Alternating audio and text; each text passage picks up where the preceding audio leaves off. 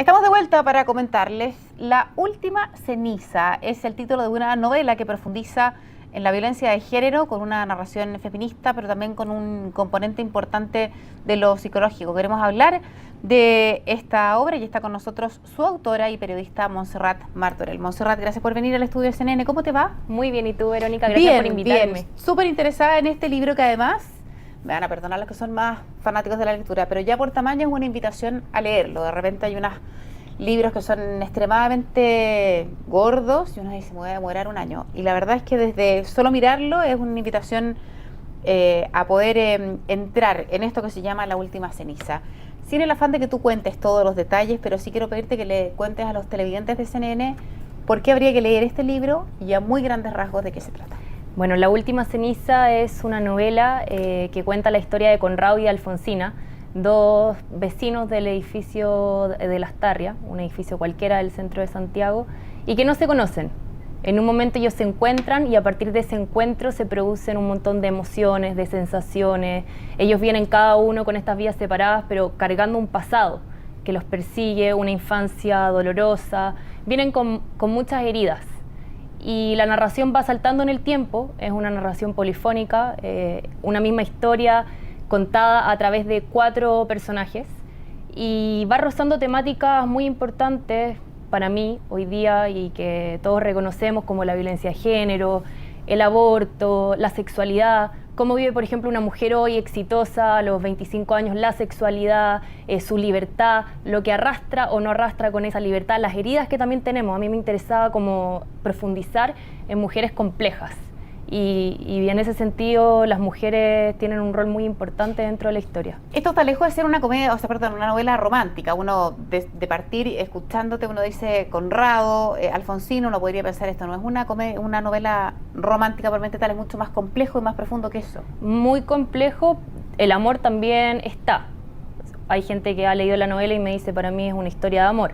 Es una historia de amor, pero también es una historia del dolor, de la tristeza. Son historias, yo creo que todos podemos reconocer que a veces nosotros podríamos haber sido Laura, Federico, Conrado, o es gente que conocemos desde lejos.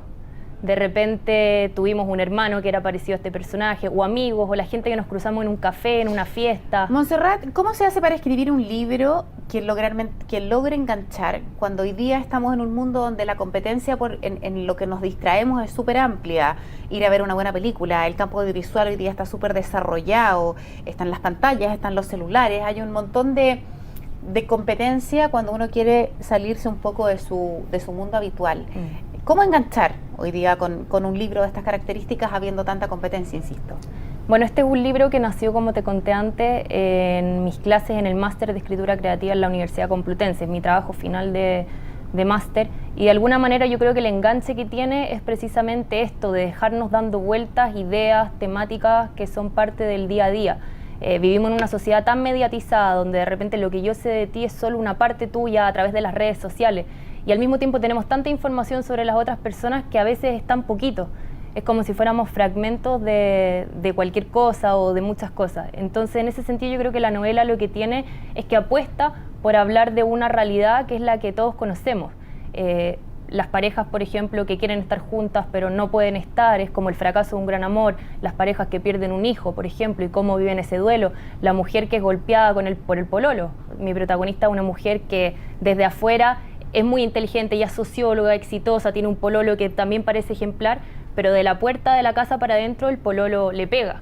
Y nadie sabe esto, nadie, la familia, los amigos. Entonces, como el descubrimiento de ella, de mirarse al espejo y de decir esto que me pasa es también mi vida, pero nadie lo sabe. Es como esta sociedad de secretos, de silencio, de pausas que tenemos todos, porque yo creo que todos tenemos nuestras roturas y nuestras heridas y a veces logramos romper con esto, pero mis personajes de alguna manera están un poco atrapados en un laberinto que no tiene salida. Y tú me decías, este es el trabajo después de todo lo que tú hiciste en tu máster en España.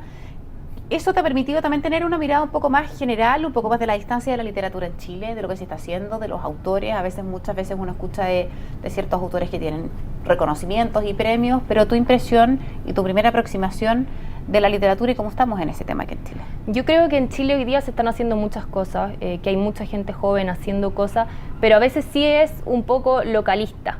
que estamos muy pendientes de lo que pasa acá, el lenguaje también es muy regional y cuando uno se va afuera logra ver estas temáticas y estos temas desde la distancia.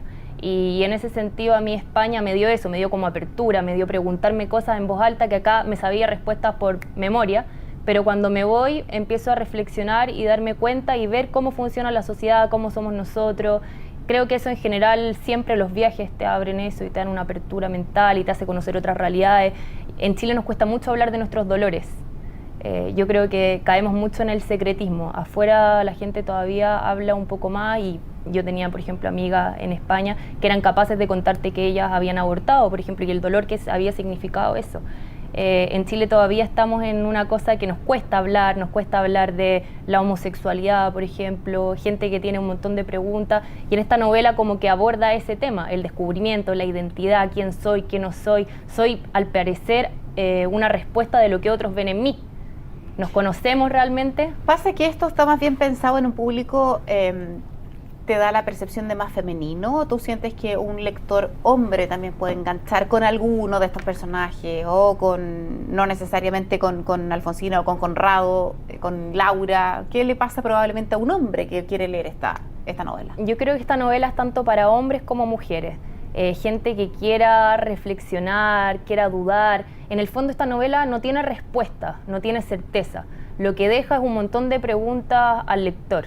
Y eso es lo que a mí me interesaba, que el lector fuera el que descubriera los significados, los simbolismos, lo que había detrás de cada historia.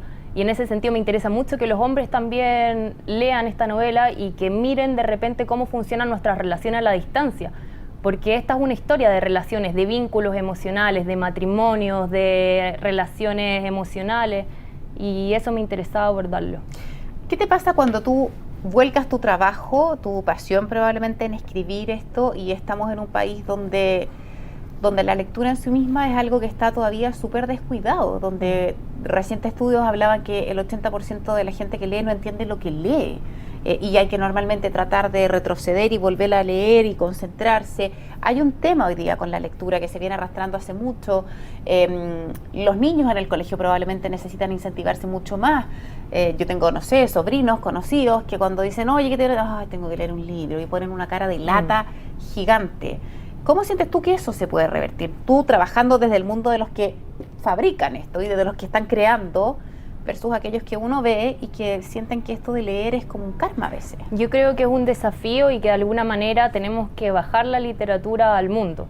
Muchas veces, ahora venía hablando, por ejemplo, en el taxi y me contaba, por ejemplo, que él leía los clásicos, etcétera, etcétera, y de alguna manera yo creo que es fundamental que en los colegios, por ejemplo, a las personas los hagan leer a los clásicos, pero también les hagan a leer la gente que está viva hoy día, que es joven y que en el fondo se está haciendo cargo de temáticas contemporáneas. En el fondo, ¿tú por qué lees un libro? Para evadirte a veces o para reflexionar, o de repente qué entretenido que me estén contando una historia que yo puedo ver, que yo pueda ver, que me haga pensar. Creo que hay que bajar los libros a las personas, hay que hablar de poesía. Estamos en un país además muy prolífico en poesía, tenemos a un Neruda, tenemos a Huidobro, a un De Roca, a una Mistral, y que los jóvenes se sientan parte de que la poesía está al alcance de todos y no de un grupo cerrado de élite. En ese sentido a mí me gustaría y me interesa democratizar la literatura, hablar de temas complejos, pero de una manera que cualquier persona lo pueda entender. Perfecto, Monse, muchísimas gracias por haber venido. Esto además está disponible, me imagino, en todas las librerías. Yo miraba internet, hay acercamientos, hay resúmenes que también están bien hechos para dar una primera impresión de esto. Tú además eres periodista, en todas las librerías, me imagino. Está en todas las librerías de Santiago. Ahora empieza una gira internacional y nacional. Voy a estar en Punta Arenas en un par de semanas lanzando la novela, y después voy a viajar por México, España, Ecuador. Voy a estar en Buenos Aires en 2 semanas. Así que ahí La Última Ceniza va a estar al alcance de todas las personas. ¿Por qué el título? Una metáfora, la fugacidad de la vida, la fugacidad de las cosas, un poco estos personajes rotos, como te decía, quebrados en el tiempo, en el espacio, que al final lo que queda de ello es eso, una última ceniza. Muchas gracias, Monse, y mucha suerte en Punta Arenas y en México y los países que vas a visitar. Que te vaya muy bien, y gracias por el libro, porque me lo regaló, así que lo voy a leer. Que te vaya bien y buen fin de semana. Gracias. Nosotros